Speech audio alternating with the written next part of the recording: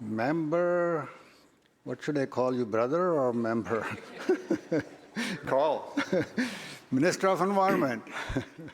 Thank you very much, Mr. Speaker. It's an honor to be able to address this chamber and others on the traditional territory of the Lekwungen-speaking peoples. It's been an honor to serve people in the traditional territories of the Musqueam, the Squamish, and the Tsleil-Waututh. I want to begin by thanking all of the many staff who have worked alongside me in my constituency office, in my minister's office, people who work for this legislature, who take care of us, who assist us, who help us. There's far too many to name. I'm pleased to see a number of them up in the gallery today, surprising me, but none of this could be done without the support of these people. And it's also important for me to thank my family and the people who have supported me. Like many people who have come to this chamber, this can be a hard life on families, and I entered this chamber with one partner, I leave it with another partner. Both Joanna and Rebecca have been a tremendous support for me always and on a continuing basis. I remember the day I sat in this chamber in 2013 waiting to be sworn in, and the sense that I didn't expect to feel, the strong sense of emotion and pride that came with taking a seat in this chamber. It was a tough election. We were elected to opposition, but learning a bit about the history on that day and walking down through the center to sign in was exceptionally meaningful to me, and I hope I've upheld that honor. Equal to that honor was what I learned when I door-knocked in my constituency, first running for the nomination, then for the seat, and then on a continuing basis, talking to people on their doorstep, meeting with people in my office.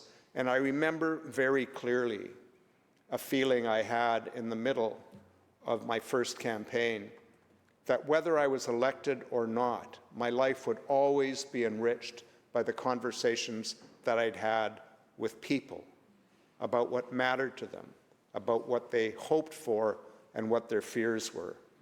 It is something for which there is no substitution in terms of connecting with our communities. I want to speak a bit about some of the many things I love about my constituency of Vancouver Fairview, now Vancouver Little Mountain Neighbourhood House, and the role the Neighbourhood House plays in supporting newcomers to British Columbia, in supporting seniors, in bringing people together for projects like establishing the now flourishing Riley Park Community Garden. It is such a great example of what people can do in their communities and neighborhoods. The South Granville Senior Centre, which I've visited many times, and the role that they play in supporting people in that neighborhood, in giving them community, in giving them much-needed meals, in advocating for them.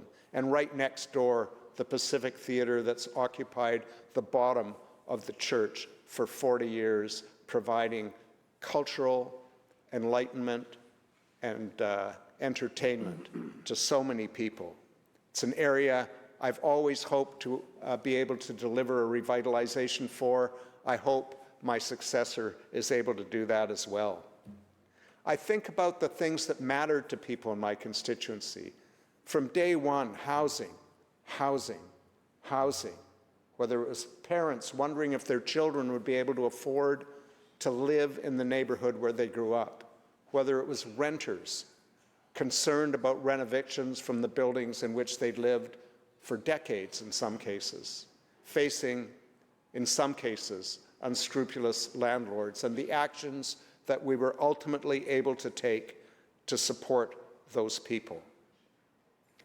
Overseeing or helping to support new housing initiatives in my riding, whether it was below market rental housing or supporting the people in a heritage building at 10th and Main to maintain their sense of community in the building that had been purchased by people from away and where they were trying to ultimately move everyone out. Those things matter in communities. Those things matter to people's daily lives, and playing a role in that, however small, is one of the most important things we can do here. I think about the arts organizations in my riding, the Mural Fest, the Jazz Festival, the Beaumont Gallery, the roundtables that we held to hear from people, particularly during COVID, about the challenges they had maintaining their work on culture, whether it was a physical space in which to work or whether it was simply managing the ongoing day-to-day costs. I also think about the work that we've done in government, of which I'm so proud to have been a part, making measurable, incredible strides on delivering affordable childcare for families, working on housing, an almost intractable problem on which we are taking bold action every day and building places for people to live. Whether it's addressing the issue of schools in our ridings, most recently the announcement of the long-awaited Olympic Village School. The actions we've taken on reconciliation. I'll never forget the time that I visited the community of Klemtu and the surrounding area with the Kitasoo Nation, going out on the water with their guardians and hearing from them about how the changed relationship between our government and them made a difference to their connection, to their history, their elders, and their community. It was an honor to introduce a revitalized Environmental Assessment Act in this House that was the first piece of legislation to reference the United Nations Declaration on the Rights of Indigenous People. The work we've done on a plastics action plan, clean coast, clean waters, cleaning up kilometers of shoreline in British Columbia, dealing with plastic waste, making our marine environment more like it should be. The Healthy Watersheds Initiative, which led to the Watershed Security Strategy, which will make a huge difference in this time of climate change and drought and our concerns about fisheries. And of course, supporting expansion of parks and campgrounds throughout the province. And maybe the thing of which I am most proud and still most hopeful that we can advance in a tremendously expeditious way is Clean BC, our plan to fight climate change, our plan to lower emissions, our plan to build a clean energy, clean technology economy that supports everyone in British Columbia and abroad. I will miss the people. I will miss the visits to people on their doorstep or where they work. I'll miss the farmers' markets. I'll miss the libraries and talking to the dedicated librarians who not only were concerned about books, but welcoming people who needed a place to shelter in their communities. I'll miss this house in many ways, although not every way. I think it's important that we find ways to do what British Columbians expect of us, and that's to find more ways to collaborate across the aisle on issues that are important to British Columbians and therefore should be important to every single one of us, whether it is through committees, whether it's through debate, whether it's through listening to each other's ideas and finding ways forward together. I remember a conversation I had with the Quebec Minister of Environment and the Fight Against Climate Change, as they so poetically named him. And he told me that they'd had 5 different parties in government in Quebec, but the one issue that none of them disagreed on and which would continue no matter who formed government was taking meaningful action on climate change.